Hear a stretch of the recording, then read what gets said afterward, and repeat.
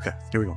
5, 4, 3, 2, and 1. All right, folks, welcome back to the podcast. Very excited to have as my guest today, Jeanna Gomez. Gina, welcome. Thank you. Well, I'm so excited to be here too. I'd like to say it's been a minute since we talked last, so I'm looking forward to it. Awesome.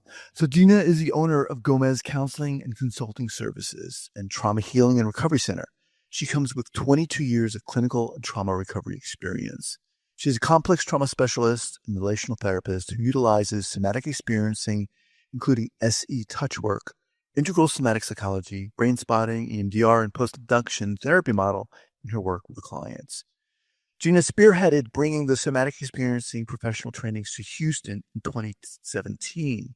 In her journey with somatic experiencing, she became the first Latina SE practitioner in Houston, was the lead training assistant for the Houston and St. Louis trainings, and now she's the first Latina faculty member for SCI, Somatic Experiencing International in North America. Welcome back. Thanks. Welcome back.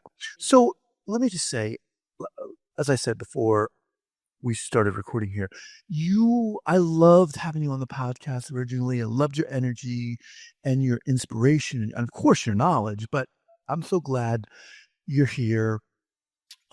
Before we get going, as always, share with our listeners where you're from originally and where you are currently. Okay, yeah. So I'm born and raised in Texas, originally from Austin, Texas, and right now I live in Houston. But because I'm also doing the trainings in Austin, I'm going back and forth. So it's kind of nice to be back in my hometown, doing a little bit more and more often. And then just also I lived in New Mexico for about 10 years of my life. That was when I ventured out, away from the Texas area. And that was a great experience too. And then we decided I had to get home. So, but yeah. Awesome. So we're going to spend, I guess, most of the time here talking about SE, your relationship to that, and your trainings, of course. But before we do, for those listeners maybe who haven't heard the first interview or aren't familiar with you, give us the sketch. How the heck did you get into this? 22 years. But how did it start? What pulled you into it? Well, my very, very first job, and so on, was early in my career was in corrections and in that area, in criminal justice and corrections as a social worker. And so from there is really where I saw a lot of people with lots of trauma, lots of folks. And then when I worked in the prison system with women and saw the effects of the trauma experiences that they had in their childhood and so on. And so from there, I really wanted to focus on that. I always had the understanding guide or message that said, help as many people, healing from trauma as possible. Why trauma? I think it's because of what I experienced, what I saw, and that just touched on my heart. It touched on, there was something that I knew that I could probably bring, and information that I could bring to the people that I was working with, that opened up kind of their awareness. Did you know what it was inside you? Yeah, I think it was just me being really authentic, really being honest, really being just forthcoming, really just having, I think, I'll just say, kind of the spiritual aspect of me that said, there's something more about this person than what is right now happening for them. And that there's a deeper part of this person that has been blocked. And wow. Feeling that and seeing that and knowing like there's something more about this person than what they're experiencing from their trauma and and from their symptoms and from where they are dealing with life. And it just was, there always is, there has to be something earlier on that this person, when they were first kind of here in their experience in the world, that's not what they came with. Right. That's not what they came with. No one's born like that. There's a different person in there. So that's what was really, I wanted to know that person. I had to know Let that. me ask you this, Gina. So when you had that experience, you had training as a social worker. Yeah, I had training in sociology and in as a social worker and criminal justice stuff, that kind of thing. That was kind of my pull and draw in school, learning. Yeah. But I have to say, when I was, I remember when I was a teenager, and there was friends of mine that would always say, "You listen so well. Can you help us with our problem?" You're one of those people.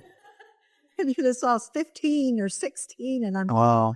my friends, figure out what their issues are. And it was just something that just really kind of came with me, I think. So, and I feel blessed about that. But it's so, it sounds, it can sound like it's so easy, so simple. Just do that. Just listen. But, and to be able to do it in the way you're describing takes what does it take? It really takes you being the person being out of their own self and really being attuned and really curious about what this person is about in front of you. And not just what their experiences have been, but what would have wanted their experiences to be. Wow. Right? And so you have to pull it out of you. You have to pull it away from you, like, oh, I'm here to do something for this person, or I'm here to give you information. And I have that awareness, but it's really like, it's not about me. It's about them. And so if I can give them this sense and this awareness and this connection and this attunement that they matter in this moment right now, that in of itself is going to help for them to realize that there's something more about them. And then when they when they had the question in their life, do I matter? Am I important? That if in this moment, right here, right now with them, I can give them a little bit of that feeling back because I'm attuned, I'm curious, I'm wanting to know, what is it that you might need? That in of itself, just that moment in time, is giving them the message they're important. That they're out. Which is so, it's so crazy powerful. I mean, crazy. Oh my God. And even with somatic work, when we're listening to their body, that's another layer. So it's not just thoughts or their emotions, it's what is the other layer, their body. And so we're too. I could just imagine. What do you mean, my body? What are you talking about? What's your response? Yeah, exactly. Because I get that a lot. We get that a lot. Of course. There's a lot of the folks that. No, you're not doing that to me. They do that. They go there, right? They say, "No, I'm not going to go." No, what are you talking about? And so I say, what you might sense, what your body is even doing right now, that as you're talking about, this thing that you experience, your body's moving around. Your body wants to do something. Your body your body is clamped in and so still and braced. And all of that is also attunement to who they are and saying, the bracing to me matters. And what is it that's happening? Why the bracing might be there? Why the need to want to move or get up or run or get away? Why is that there? And that's another attunement to that they're important, that whatever their body is sharing, that is important as well. Because in the past, with the trauma, that's what they wanted to do. That's really what part of the message was that this person was trying to give. Verbally, they couldn't maybe share. Emotionally, maybe they were told like, hey, I don't want to deal with that emotion. And bodily is the other thing that no one listened to. I want to get away from here. I want you to stop. I'm bracing because I'm scared. And when we, in somatic work, when we give attunement to that, we're also giving attunement to this person that experience is important and they are important. And we're going to work through that so that they can feel safe to be able to let that come through now. That maybe at a time they were not able to let that come through, even if it was so present. It was so present. They couldn't say, hey, person that's, coming at me, I'm feeling all this stuff and I need you to stop. They just had to deal with whatever it is that they were experiencing. And that could have been in a shock trauma. So it could have been in a natural disaster or a car accident. All of a sudden, these things happen so fast that, of course, the body is not able to either have a message. So when I feel a service to this person to be able to see all the areas of their reality and give all of the areas of their reality the message that they're important and that they matter. And with that, I think that creates some safety. When did SE come into play for you? Oh, yeah. So I had been doing so many different trainings. Again, the idea of specializing more and in the trauma and bringing in more models that I could get deeper into the work. And in 2007-ish, around there, 2008, there was a training. It was Peter Levine that came to Austin, and he did an introduction to trauma, and it was about his book, Waking the Tiger, and so on. And I went. In fact, my sister and I went. And we went, and I was blown away and amazed. And because even though I knew the body was important, I didn't know how much the body was important in this factor. Because we're trained in a lot of the other things, like the cognitive, or we're trained in looking at more emotions, and we're trained as clinicians to look at it from a particular lens. And even though the body's important, see what's going on. And see, when I learned more in depth and detail what SE could do, then I said, oh, I got to be part of it. I got to be part of that. And so I started to read, I started to look at things, and that's where it took me to the interest in the training. So in 2009, I started training. I started being, the class. And that was in Austin. Maggie Klein was my trainer. And now we're in generation 11. Back then, it was generation 4. I was part of generation 4. So the 4th big training in Austin. And so I started my training there. So, and it wasn't like, I'm all in. Because, of course, you're feeling some stuff. As a student, Right. You're feeling things. Things are coming up. Your own stuff's coming up. So and yet it was also the learning and the importance of the learning. So every module, I was like, oh, I don't know if I don't know.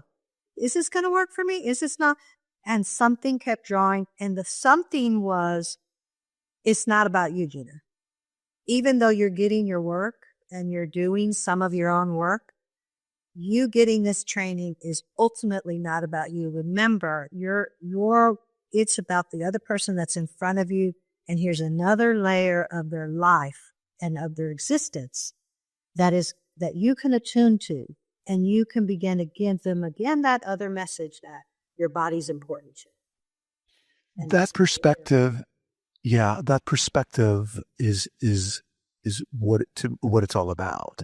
It's so easy when you are in this field to be needing to accumulate all this knowledge, and it's become something that you of course rely on to and almost need to utilize. Well, I've taken this course, or I'm taking this great workshop. I want to use this with this client. Exactly. The other part of that guy is integrating, is taking the time to really understand it and integrate what you learn and practice what you learn.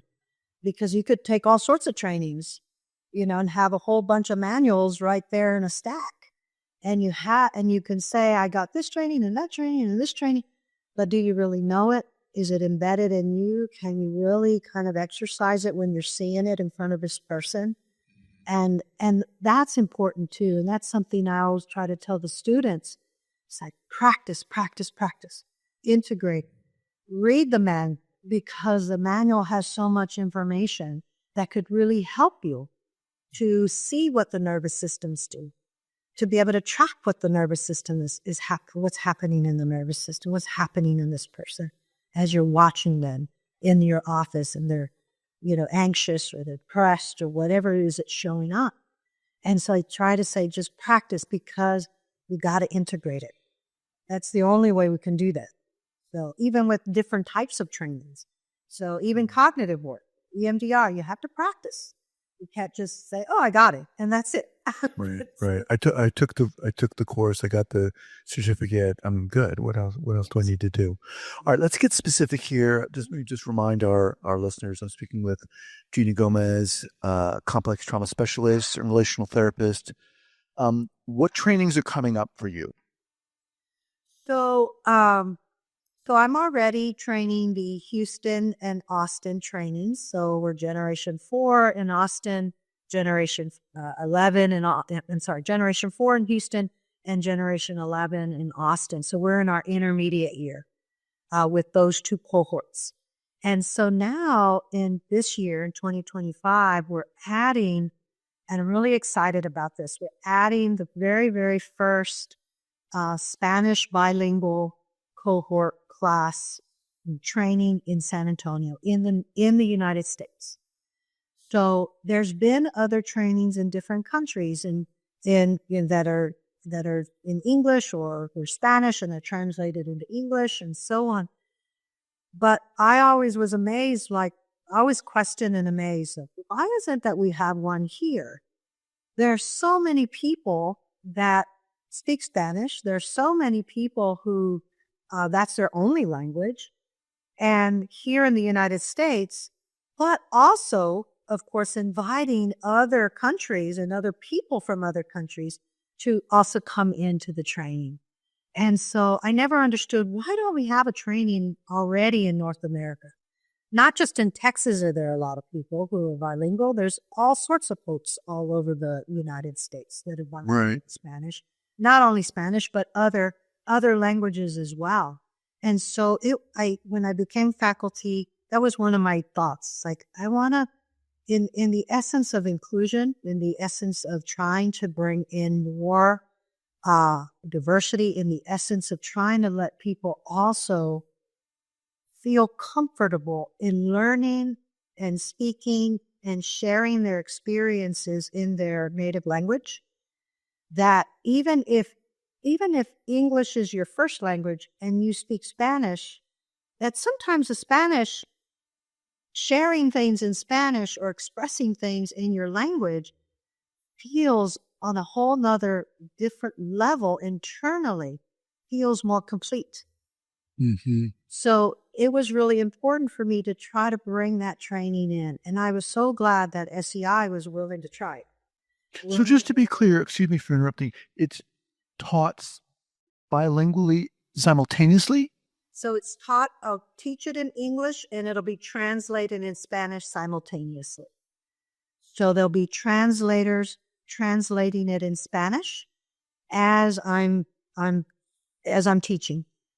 The assistant pool, I've asked the assistants, because we have assistants in the training helping the students with the different practice triads and dyads and so on, and being a help for them and me too. And I've asked the assistants if they can have some proficiency in Spanish. be bilingual on some level, so that when they're in the triad work and when a student wants to be able to just do it in Spanish, that they can help maybe the others with the translation that are in the triad. So that the training part, the lecture, the demos, the things that I do, those are going to be translated simultaneously. So those folks that are coming in that are only Spanish speaking, if it's Spanish speaking people and also people who vote to speak both. So those that are only Spanish speaking, they'll have the headphones that they'll be able to get the translation as it's going on. And those that are both, if they want to also have the headphones and have the translation, they're able to have that. But they may already understand it in both. So when is this happening again? So this is happening, it's in June. It's I think it's the third weekend in June. We typically do it on a Friday, Saturday, Sunday, Monday. And it'll be in San Antonio. But the invitation is to anyone in the United States and beyond. We just happen to be having it at first time ever in the United States, which I think is just, amazing. And I'm excited about it. I'm really excited about it. So we're trying to spread the word as much as possible, to get people interested, people understanding. And I'd like to share a little bit about also an experience I had, if I could. When I was assisting in St. Louis, I wasn't even the lead at that time, the lead assistant at that time. But when I was an assistant in St. Louis, there was a group of students that were from Korea. And they came in, and one of the women, she was the translator. She spoke Korean and English too. The other two spoke mainly Korean. So they stayed together as students in the sense of doing their triad work and their dyad work. And I happened to be able to be their assistant a couple of times. And one of the things that was the most really experiencing for me and rewarding for me is I asked the translator, don't translate it. I want to see, as these two women are speaking in their native language, I want to see what happens with the nervous system without me knowing the words. And so I was able to track their nervous system and know what they were saying without knowing the words, because I was able to see how their body movements were going, what the person was asking the other to do or to check in with what they were experiencing and what their maybe body wanted to do in that moment. I didn't even need to know the words. I could see what was the experience that the person was having as the practicer was practicing with this person, and what they were doing, and what was needing to happen, and then what was the expansion that the experiencer had just by watching.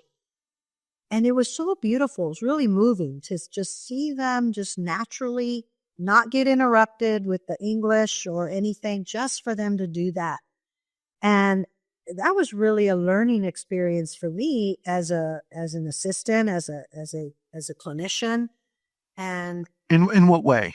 It was a learning experience for me in my tracking skills as an assistant to help, in the moment.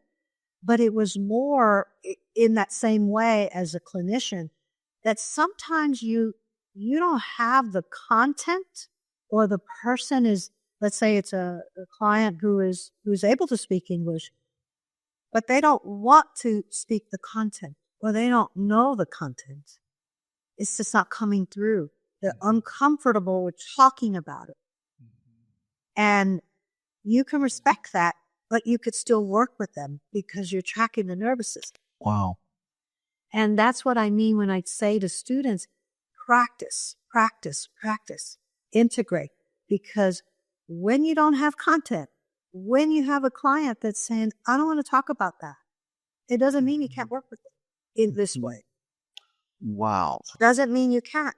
It just means you have to be more attuned and really focusing in on what is this person's body, their nervous system, their facial expressions, everything, their gestures, all these, what does it mean in the scope of what they're holding in their mind, or they're holding in their emotional state, they're holding in their memory states that they don't want to speak, but it's coming out through the body.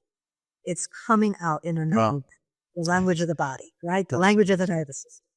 So that experience with those women was really taught me something even more about this work. So I was really excited about that. So when I think about the San Antonio training and think about that training and having the opportunity for these students to do that, I hope that the assistants that are in the training get that opportunity too, to watch it be just in the native language. Even if you don't know at all what they're saying, you get to track their body in a different way. And that's for the students too.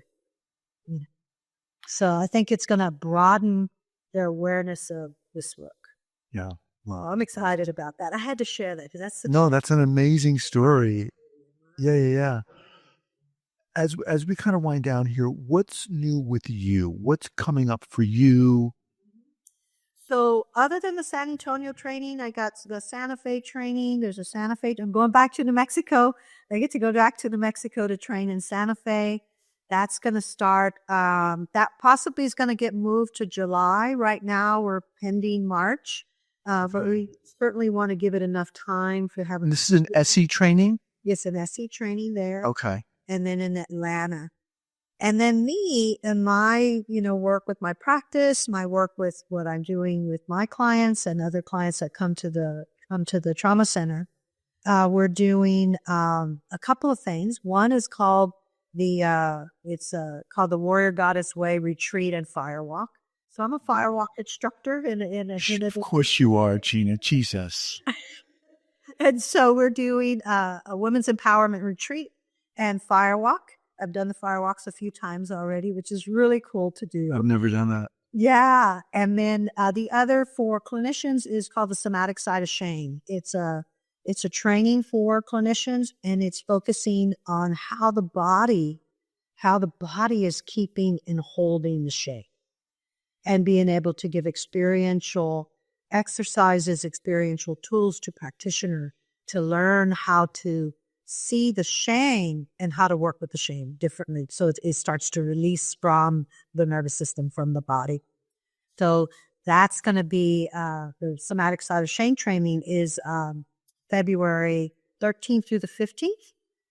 And for those of you that are listening, there is a discount code. And so if you go on my website, GomezCounselingConsulting.com, and you tap into Somatic Side of Shame, one of the tabs there, the discount code is SSS 2025, and that's for $150 off.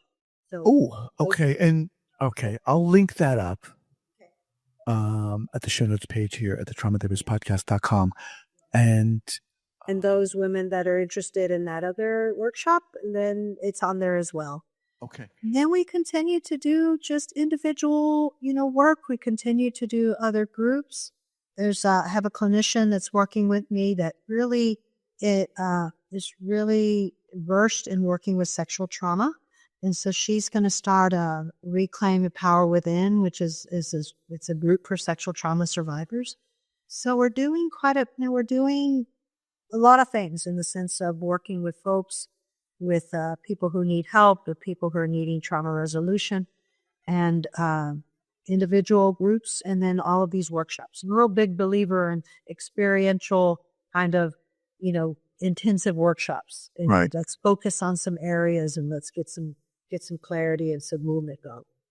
For the listeners out there, what is your advice, suggestion, guidance? And there's so many modalities out there, so many great books. Where do I do EMDR now? Should I do Somatic Experiencing or SCI, or how do you know? Yeah. There's so many trainings out there. I say to people a couple things. One is, what is it that you are naturally drawn to? That if you are with clients and you're working with them and you start to feel like there's more that I can do with this person, I can see it. I can go a little further, but I don't have the knowledge. I don't know where to go with it. And whether it's trauma or a particular area, diagnosis, particular area, that you start to seek out what you're drawn to. What is is it more of the thought process? So cognitive work? Is it more from a body perspective? You're drawn to it. Is it more you're recognizing like, I want to go deeper on what's happening in the memory centers? So you start to research that. So I always say, what are you drawn to? That sometimes people are like, I don't know what I'm drawn to. And that's okay. So that's okay. That's okay. But sit with a couple of clients, and when you're with them, what sparks your excitement? What sparks your interest? That when you see you working with this person, you start to feel like, wow, I want to really see where this is leading me. I want to see what this person is really experiencing in this area that they're talking about. And if that excites you, then you start seeking those traits. Why? Why is that important? Because you have to like what you're doing. You really have to like what you're doing. When it comes to trauma work, it's heavy lifted on this end too. On that end too. You're hearing things. And you have to really be able to one, like what you're doing, also be attuned to what you're doing, but also be able to help yourself as well. So if it works for you, if it's working for you, you know it's going to work for them too. Right. Awesome. So that's important. What I tell new people, because there's a lot of young people coming in, into the field and interns and so on. If there are students that have the opportunity to start with bottom-up trainings, I would ask you to try it. You're getting the training from the top down. You're getting your studies. Most universities are getting studies from a top down perspective, cognitive work, GBT, so on. And some universities bring in some of the midbrain or midbrain understanding, the lower brain understanding, the body understanding, but a lot of them don't. But if they have an opportunity to be in an internship where there's a place that is doing EMDR or is doing somatic work, is doing brain spotting, is doing more bottom-up type of models, that you get the opportunity to try it. Because it's going to broaden your awareness way more. It's going to broaden your awareness in addition to what you're learning. And that's going to spark up what you might be excited about. Could you even go so far as to say that somatic work is mandatory? Yes. I think if we could have more universities adding that piece, right, a lot more people would get further in their healing quicker. Yeah. Yeah. All right, Gina. I wish way more universities would add it into it. And if not, there's other opportunities.